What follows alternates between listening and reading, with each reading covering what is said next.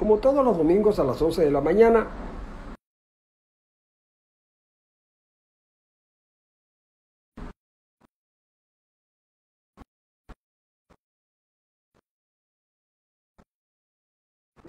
en torno a lo que pasa en Venezuela, en Maracaibo en particular, y por supuesto también lo que pasa en el mundo. Antes de recibir a Ronald, quiero sumarme a la gran cantidad de felicitaciones que reciben las madres en su día. Sin duda un día muy importante, porque sin las madres tal vez no estaríamos por estos lares.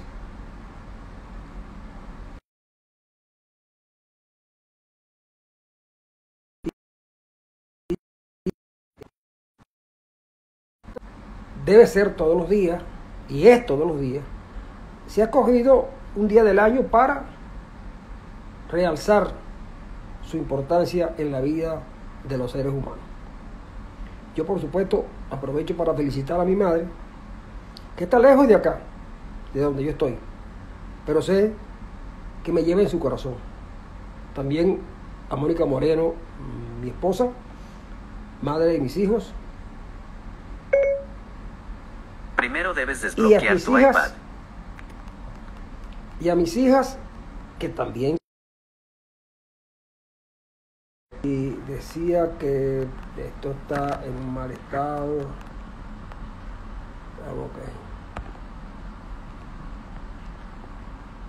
Okay. Estoy transmitiendo en vivo. Lo que pasa es que este es un día difícil porque la gente toma a esta hora para llamar y son insistentes. A muchos no les he respondido la llamada, les he tumbado la llamada, pero siguen insistiendo. O sea, al parecer todo tiene que ver con eso de las comunicaciones en Venezuela, que es tan complicado.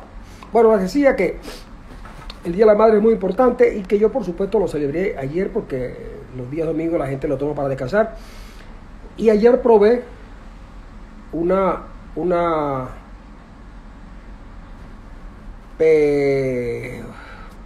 la comida que siempre sirven, y de postre había una torta tres leches que de verdad aquello fue hecha con unas manos prodigiosas. Ok, encontré esto en internet para una torta tres leches. Las manos Échale un ojo. Fabiola Rojas, que de verdad me quedé bastante impresionado por el sabor de esa excelente torta. A mí me encanta el cheesecake y eso me ha gustado mucho. Por cierto, quiero hablar con Ronald Rodríguez sobre ese tema, porque yo comencé a aficionarme en el cheesecake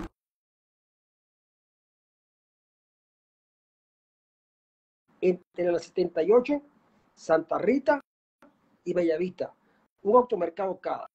Allí vendían unas tortas de queso, pero exquisitas. Bueno, he de decir que no solamente en las tortas de queso. Las hamburguesas de esa época se comían allí y eran riquísimas. Y a mí me gustaban mucho aquellas hamburguesas. Las de hoy ya me gustan un poco porque es que le han puesto muchas cosas. Ya no tienen ese sabor de antes al pepino, a la cebolla morada. Era un toque, yo no sé qué tenía la carne, y el pan era pequeño, y se podía comer una hamburguesa tranquilamente. Allí en esa cada de Santa Rita, entre Bellavista y la ciudad, o también una esquina en la calle 78. Ya tenemos allí al señor Ronald Rodríguez Vargas, y me anticipaba diciendo Ronald que saludos, Francisco, que es muy buena que hizo Fabiola Roja, pero recordaba me aficioné a esa torta de queso en un automercado que quedaba allí en la avenida 78 entre Santa Rita y Bellavista. Yo no sé si tú conociste ese cada, pero ahí se comía rico, divino se comía. Sí, claro que sí, la fuente de soda, esa era una de las 3 o 4 fuentes de soda que tenían los cava por allá en los años 70, finales, comienzos de los 80, que estaba uno en Bellavista, el otro estaba allá en 5 de Julio, en la zona donde estuvo Sears. Después había uno donde estaba BAM, Centro Comercial BAM, donde van todo. Y creo que había otro en Juana de Ávila.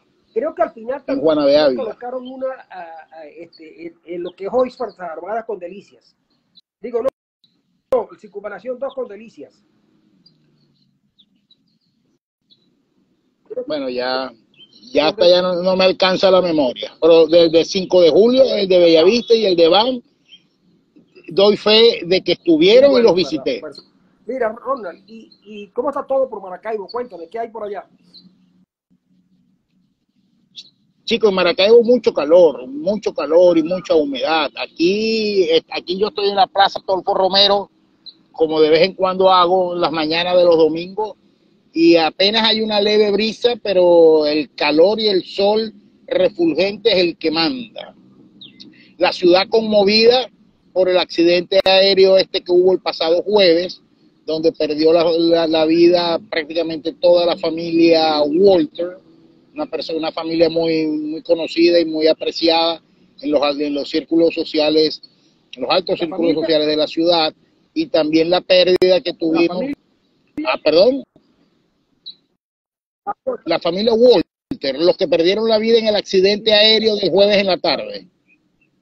E igualmente también conmovido con la muerte de alguien que tú apreciabas mucho y tú querías mucho, como lo era el profesor Américo Goyo Chávez, un gran ciudadano, un gran polemista, un gran hombre de la cultura, de la educación, un hombre de una sabiduría enciclopédica que falleció lamentablemente el pasado viernes, ¿no? Ya casi rayando los 90 años. Mira que de resto, seguimos en la rutina. Yo quería comentarte un poco lo siguiente.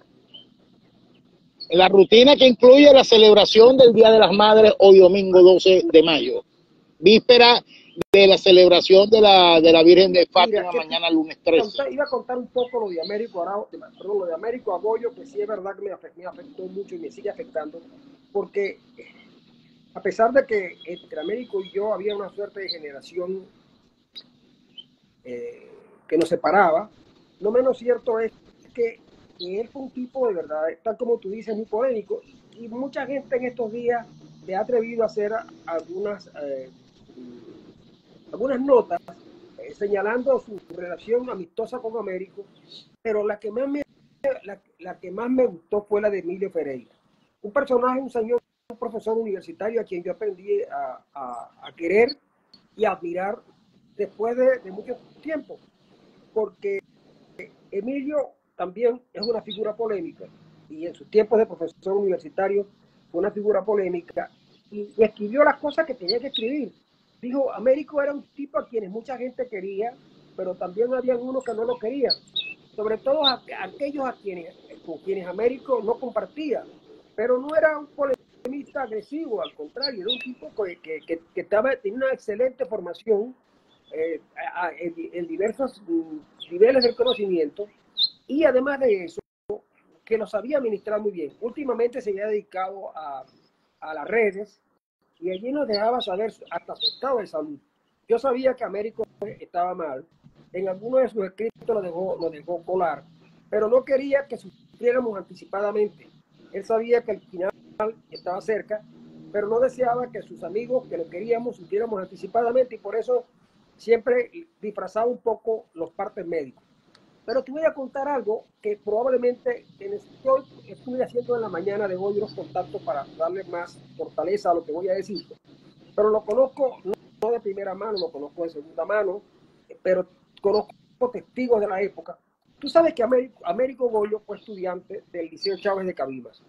Llegó a la Universidad del Zulia en compañía de Rafael Zavala, de Leticia Díaz de Zavala, de José Ángel Díaz, que creo que estudiaba en Humanidades, de Cheo Morón, que también venía de esa época del Liceo Chávez de Cabimas. Era un grupo interesantísimo, y Goyo llegó a ser presidente del Centro de Estudiantes de Economía. Luego Goyo, no sé por qué motivo, yo nunca le pregunté ni esto de por qué se fue de la escuela, ni por qué se fue a la Escuela de Letras, pero Goyo, siendo presidente del Centro de Estudiantes de la Facultad de Economía, fue detenido, porque en esa era la época de la insurrección, que hubo en Venezuela en los años 60, y Goyo era militante de la Juventud Comunista, entiendo, en ese momento, y fue detenido. Era común en aquella época que todo aquel que haya preso, lo más seguro era que sufriera algún tipo de vejación o algún tipo de tortura.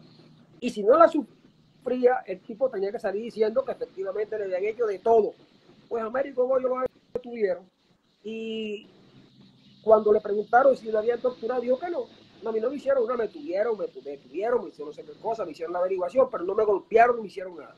Y con eso bastó para que Américo Goyo lo expulsaron del partido, lo execraron del Partido Comunista en la época, hasta cuando yo tuve conocimiento. Y solo me llamó la atención la franqueza de como tiene uno que hablar, si no te hicieron una cosa porque tenías que decir que lo hicieron. Era un poco la propaganda. Y llevado estos tiempos, ese tipo de personas capaz de enfrentar la organización en la que militaba, fue capaz de decir la verdad. Y eso siempre lo consideré un valor en Américo, con quien tuve acuerdos y desacuerdos. Acuerdos en la política y acuerdos en la manera de verla, incluso en algunos asuntos universitarios. Y lo que estos días se le escribió a un amigo, porque no lo podía hacer público, y se encuentro con él. Pero siempre fue un gran amigo. Y recuerdo que una vez nos citamos para conversar y tomarnos unos tragos, porque nos gustaba de conversar con unos tragos. Recuerdo que una vez le llevé el libro Elogio de la Locura. Y le había prometido, y no sé si se lo envié, un libro que tú ya leíste que se llama Carne Gobernada, que es un poco sobre la reflexión de Sabater sobre la vejez. Lo cierto es que nos abandonó Américo y yo de verdad lo he sentido mucho. Como pocas ausencias, he sufrido mucho la de Américo y bueno, también he sufrido otras deserciones en mis amistades y mis amigos, pero esta me ha pegado profundamente. Y aproveché este momento que tú lo has puesto. Yo con Américo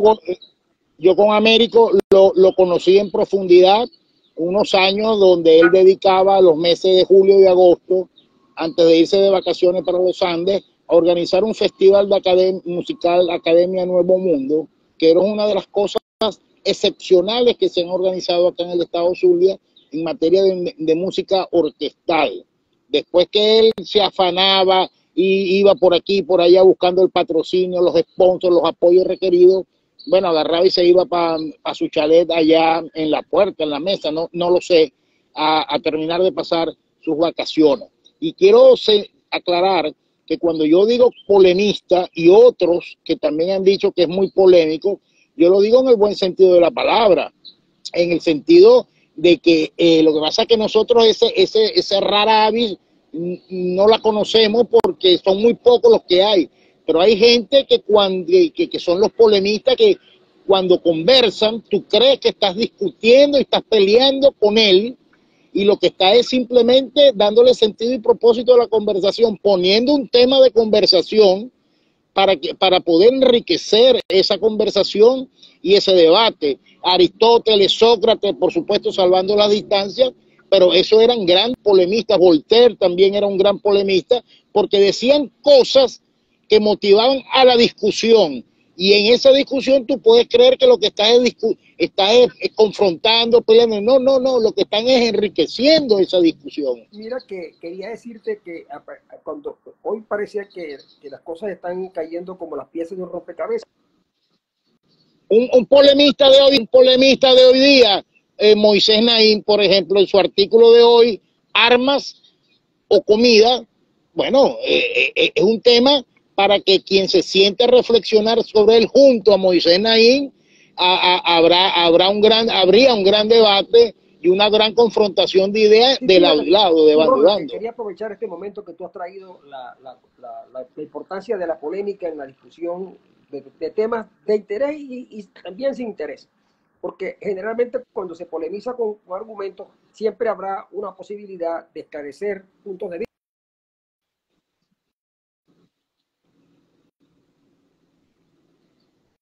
Estamos viviendo un momento político en Venezuela y tú escribías un poco hoy en tu columna, una columna que no se puede dejar de leer los fines de semana, tal como bien dijo Ángel Monares en uno de sus artículos, digo, la comida sin sal y pimienta no es comida, no es sabrosa. Y la semana, sin haber leído la columna Sal y Pimienta de Ronald Rodríguez, pues nos deja sin una falta de la aderezo. Pues bien, en los años anteriores al 58, Venezuela vivió una dictadura también terrible, la de Pérez Jiménez. Pero yo entiendo que era una dictadura con propósito. en la propuesta de Pérez Jiménez tenía un propósito. Se inscribía en aquello que después los economistas llamaron el desarrollismo. Pero además de eso, la política nos llevó, por ejemplo, en el exterior al pacto de punto fijo, que fue la manera como consiguieron ellos de poder echar hacia adelante la democracia. Y no era fácil poner de acuerdo a un hombre que haya cambiado también en el proceso, porque Caldera pasó de posiciones extremadamente falangistas a posiciones de la democracia. Y Betancourt, que era un astuto y líder político y muy habilidoso, captó que había que buscar un acuerdo con otra figura importantísima, no menos importante como ellos, un gran tribuno que era Jovito Villalba, y juntos crearon el pacto de punto fijo, porque era necesario. Inclusive Gustavo Machado del Partido Comunista. No fuera, porque tú sabes que en la lucha contra la dictadura los pilares fundamentales fueron el Partido Comunista y Acción Democrática. Pero una vez que ya cae la dictadura, prácticamente tanto Betancourt como algunos líderes importantes consideraban que la presencia del Partido Comunista no era aconsejable en aquel momento porque había toda aquella situación de la Guerra Fría, y muchos incluso atribuyen el hecho de que se hubiesen formado las guerrillas en Venezuela a que se dejó de lado en el pacto del Partido Comunista. Bueno, yo de esa parte no quisiera entrar en detalle porque es bastante largo, pero sí quería decir que esos tres grandes líderes se pusieron de acuerdo para buscar salida. No, antes habían acordado que el sustituto de Pérez Jiménez fuese el Arrazábal en una suerte de transición pacífica que se dio en el país. Hoy estamos en una situación más o menos parecida, pero da la impresión de que esa enseñanza que la historia nos ha dejado no ha sido entendida por algunos, y pudiera ser que alguien esté pensando en una cosa que se llama caída y mesa limpia, y a mí me da la impresión de que eso no va a ocurrir. Y si no va a ocurrir, entonces pudiera ser que nos pase lo que le pasó a Nicaragua, que salieron de la dictadura de Ortega y de Somoza, pero luego salen de la dictadura de Ortega, del sandinismo, y después le entregaron el país otra vez al sandinismo para no irse nunca más. Y por lo que estuve leyendo de tu escrito, me da la impresión de que si no se comprende el momento político que estamos viviendo, pudiéramos pasar a ser verdaderamente no un fraude, sino una decepción más al venezolano. Mira, yo soy pesimista, o era pesimista en el sentido de que yo soy de los que creo que la salida en Venezuela pasa por un acuerdo, pasa por un pacto, que aquí se sale con el chavismo, no se sale sin el chavismo y en contra del chavismo. Aquí hay que sentarse a conversar. El discurso de María Corina, que ha calado muchísimo, un discurso reivindicativo, un discurso que dice no a negociar, a pactar, a acordar con el gobierno, ha calado muchísimo, y mucha de la base de apoyo que tiene María Corina viene precisamente de esa lucha reivindicativa, y de hecho lo que se le acusa a los demás de haber sido cómplices, cohabitadores, que han estado en el poder a la vera del chavomadurismo. Yo siempre alerté sobre que eso no era el camino, que aquí no puede ser, aquí no podemos aspirar salir de Maduro, de Diosdado y de Jorge Rodríguez, diciéndoles a ellos que su futuro inmediato es la cárcel, la prisión, la vejación, la humillación, el carajeo, como pasó el 11 de abril. ¿Te acuerdas que fueron a buscar a Rodríguez Chacín, que me acuerdo, en su casa, y lo sacaron y lo carajearon y tal? Si esa es la propuesta que se le hace al chavismo, el chavismo te va a decir algo tan sencillo como decía: si es la cosa, sácalo. Aquí hay que llegar a unos acuerdos mínimos en función del país, no en función del chavismo, madurismo, ni en función de la oposición venezolana. Un acuerdo en función del país. Era pesimista en el sentido de que creía que eso no estaba pasando, pero con el desarrollo de la campaña electoral, de la campaña electoral, que no es campaña electoral porque oficialmente no ha comenzado, con la intervención de Lula, con la intervención de Gustavo Petro, por supuesto los Estados Unidos, que es el gran negociador en última instancia, y con la elección de Edmundo González Urrutia, creo que algo de eso se está trabajando. Veo que María Corina, que es la gran convocante, la líder, la que estimula el fervor y la pasión de las grandes mayorías, sigue en la calle y va a seguir en la calle, pero veo a un Edmundo González Urrutia, junto con los partidos de la plataforma unitaria, los veo como manejando las manos derechas, la mano izquierda, un discurso más conciliador, un discurso más coherente. Edmundo ha dicho, si tengo que hablar con Maduro, hablo con Maduro y con quien sea, o sea, veo inclusive la calma chicha que pareciera que hay, aunque el gobierno de vez en cuando hace sus cositas por ahí porque tiene que seguir alimentando su base natural de apoyo, pero veo una calma chicha que pareciera estar anunciando que algo se está moviendo por debajo de la mesa, tras bastidores, y ese algo apunta precisamente a eso, a un acuerdo de mínimos, Hoy escribe sobre eso en el Universal Carlos Raúl Hernández, a un acuerdo de mínimos para llegar en buena forma al 28 de julio, pero lo más importante, el qué vamos a hacer a partir del 29 de julio y cómo lo vamos a hacer, porque en el mejor de los casos, ganando la elección el 28 de julio, como no tengo duda que vamos a ganar, que la vamos a ganar con los votos en las urnas, no es menos cierto que el 29 Nicolás Maduro sigue siendo presidente de la República, al menos hasta el 10 de enero. La Asamblea Nacional sigue estando vigente hasta mucho más allá del 10 de enero, porque la renovación de esa Asamblea Nacional ocurriría a mediados de 2025. Las gobernaciones y alcaldías que están en manos de los gobernadores y alcaldes chavistas, ellos van a seguir siendo gobernadores y alcaldes hasta que toque renovar las autoridades. En pocas palabras,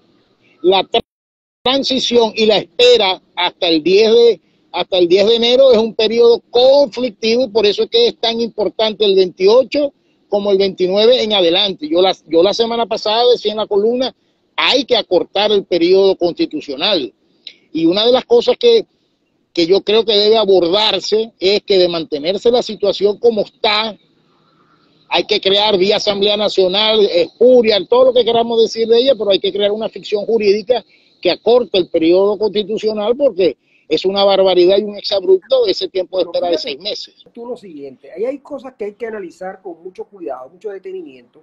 Uno de ellos tiene que ver la diferencia de votos que ocurre el día 28.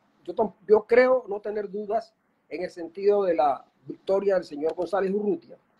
Creo que Urrutia tiene claro el camino, tan claro tiene el camino Urrutia que aun cuando tú ves el desborde callejero que nos muestran las redes en favor de María Corina, y que no tiene por qué no ser así, la gente la ve a ella como una figura importantísima. Además, ella se midió en una primaria donde no solamente obtuvo la nominación presidencial de la oposición, sino también el liderazgo político del país. Pero sí me llama la atención que mientras el señor González Urrutia se esté reuniendo con los partidos, haciendo reuniones, los partidos también están de alguna manera molestos en algún caso, pero no lo hacen público. Sé, porque pude conversar con algunos líderes de Acción Democrática, gente cercana a Acción Democrática, la Acción Democrática de Henry Ramos, y también con la gente de Leopoldo López y sobre todo con gente del Nuevo Tiempo. Me dice que ellos están trabajando para montar el aparato electoral, que han tenido dificultades, que falta financiamiento, pero que eso se está conversando y que pudiera resolverse en la medida en que comiencen a sumarse sectores con claridad, pero que no saben, después de ahí en adelante del resultado electoral, no saben qué puede pasar. González Urrutia les da garantías, pero no están seguros de que eso pase. ¿Cuál es mi preocupación? Que al no haber garantías de que eso pase, se gane la elección, pero que luego sea prácticamente ingobernable el país. Porque por un lado el chavismo desalojado de la posición más importante, que es la presidencia de la República, pero manteniendo posiciones importantes en otros estamentos del entramado jurídico, del entramado venezolano, entonces generaría un estado de tal de caos que no sería fácil de resolver por los grupos y los pequeños grupos. Y luego está otro elemento importante, que votación van a alcanzar los grupos de la oposición afín al gobierno, que se han unido en torno a Lurito Martínez y andan en campaña.